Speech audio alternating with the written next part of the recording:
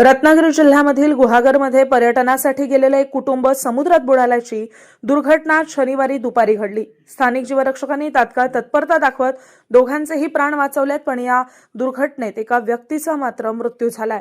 अमोल मुथ्या वय 42 वर्ष असं मृत्युमुखी पडलेल्या व्यक्तीचं नाव आहे। अमोल मुथ्या हे कुटुंबासह कोकणात फिरण्यासाठी आले। कुटुंबासोबतची ही ट्रिप त्यांच्या आयुष्यातली शेवटची ट्रिप ठरली आहे। समुद्रावर पोहण्याचा आनंद लुटत असतानाच त्यांचा मृत्यू झालाय। त्यांची पत्नी आणि मुलगा मात्र या दुर्घटनेत बचावलेत। दोघांनाही मोठा धक्का बसलाय। नाताळ आणि नववर्षानिमित्त मिळालेल्या सुट्ट्यांचा आनंद लुटण्यासाठी अनेक पर्यटकांनी कोकणची वाट धरली आहे। मुंबईच्या पवई परिसरात राहणारे मुथ्या कुटुंबीय पर्यटनासाठी कोकणात दाखल झाले होते। यावेळी गुहागरच्या समुद्रात पोहण्याचा आनंद घेत असतानाच मुथ्या कुटुंबातील 3 जण बुडाल्याची दुर्घटना आज दुपारी 1 वाजताच्या दरम्यान घडली। या घटनेची माहिती मिळताच स्थानिक जीवरक्षकांनी घटनास्थळी धाव घेत बचाव कार्य राबवलं।